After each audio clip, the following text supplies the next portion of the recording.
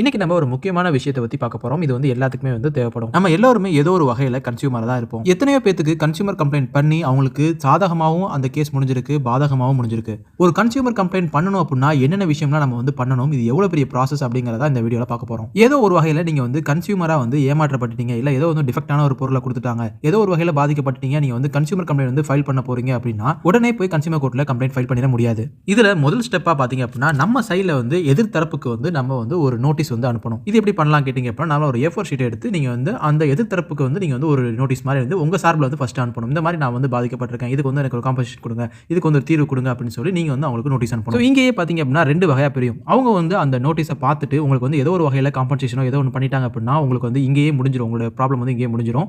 இல்ல 15 நாளைக்கு மேல ஆயும் நமக்கு வந்து எந்த ஒரு ரிப்ளையும் வரல அப்படின்னா நீங்க அடுத்த கட்டத்துக்கு இப்பதான் நீங்க வந்து நுகர்வோர் நீதிமன்றத்தில் போய் நீங்க புகார் அளிக்கணும். இது வந்து எப்படின்னா உங்களுக்கு வந்து ப்ராப்ளம் நடந்து வித்தின் 2 இயர்ஸ்க்குள்ள நீங்க வந்து இந்த மாதிரி வந்து கம்ப்ளைண்ட் வந்து ஃபைல் பண்ணிக்கலாம். அதுக்கு மேல போனீங்கன்னா கம்ப்ளைண்ட் ஃபைல் பண்ண முடியாது. நுகர்வோர் நீதிமன்றத்திலே உங்களுக்கு வந்து ஃபார்ம்ஸ் எல்லாம் வந்து வச்சிருப்பாங்க. அந்த ஃபார்மை ஃபில் பண்ணி நீங்க நுகர்வோர் நீதிமன்றத்தில் வந்து ஒரு புகார் அளிக்கணும். அடுத்த ஸ்டெப்பா என்ன பண்ணணும் அப்படின்னா நீங்க வந்து புகார் கொடுத்துட்டீங்க, ஒரு பிரமாண வாக்குமூலம் கொடுத்துட்டு அது கூடவே வந்து பாத்தீங்கன்னா ப்ரூஃப் வந்து நீங்க வந்து சப்மிட் பண்ணணும். அதாவது நீங்க பாதிக்கப்பட்டதுக்கான அந்த ப்ரூஃப் அஃபிடவிட் சொல்லுவாங்க, அதை நீங்க வந்து சப்மிட் பண்ணி ஆகணும். இந்த ஸ்டெப் எல்லாம் முடிஞ்சு அப்படின்னா எதிர்த்தரப்புக்கு வந்து நம்ம கோர்ட்ல வந்து ஒரு நோட்டீஸ் வந்து அனுப்புவாங்க. சோ இந்த மாதிரி வந்து நீங்க வந்து பண்ணணும் அப்படின்னு சொல்லி நோட்டீஸ் அனுப்பியிருப்பாங்க. அந்த நோட்டீஸுக்கு அவங்க வந்து எதிர்த்தரப்பு எந்த விதமான ரிப்ளையும் வரல அப்படின்னா நாலாவது ஸ்டெப்பா நம்ம வந்து என்ன பண்ணணும், எதிர்த்தரப்புக்கு வந்து நீதிமன்ற தீர்ப்பை நிறைவேற்ற கோரி ஒரு மனு ஒன்று நம்ம வந்து அளிக்கணும். அதாவது இந்த கட்டத்திலே பாத்தீங்க அப்படின்னா உங்களுக்கு வந்து ஓரளவு ப்ராப்ளம் வந்து சால்வ் ஆகிற மாதிரியும் இருக்கும். இன்னொரு கட்டத்தில் பாத்தீங்க அப்படின்னா உங்களுக்கு ஃபேவரா வந்து அந்த தீர்ப்பு வந்து வராமையும் இருக்கும். ஸோ அந்த மாதிரி சமயத்தில் வந்து நீங்க வந்து மேல்முறையீடு வந்து லாஸ்டா பண்ணிக்கலாம். இந்த மேல்முறையீடு ரீ அப்பீல் வந்து பாத்தீங்க அப்படின்னா உங்களுக்கு அந்த தீர்ப்பு வழங்கி 30 நாளுக்குள்ள பாத்தீங்க அப்படின்னா ஸ்டேட் லெவலையும் அதுலயும் உங்களுக்கு வந்து திருப்தி இல்லைன்னா அடுத்த 30 நாள்ல வந்து தேசிய லெவலையும் அதுலயும் உங்களுக்கு திருப்தி இல்லை அப்படின்னா சுப்ரீம் கோர்ட் வரை நம்ம வந்து போகலாம். அந்த 30 நாளுக்குள்ள நம்ம வந்து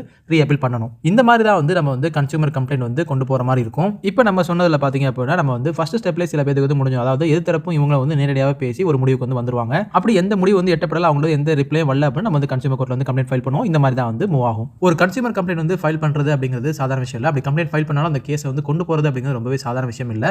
உங்க தரப்புல உங்ககிட்ட எல்லா ப்ரூஃபும் இருக்கு, உங்க மேல எந்த தப்பு இல்லை அப்படின்னு நினைச்சீங்க அப்படின்னா தாராளமா நீங்க கன்சியூமர் கம்ப்ளைண்ட் வந்து ஃபைல் பண்ணலாம். இதுக்கு நேரமும் பொறுமையும் ரொம்ப அவசியம். ஃபைனலா நீங்க வந்து ஒரு கன்சியூமர் கம்ப்ளைண்ட் ஃபைல் பண்ண போறீங்க அப்படின்னா நல்ல சட்ட ஆலோசகரா பார்க்கிறது ரொம்பவே நல்லது.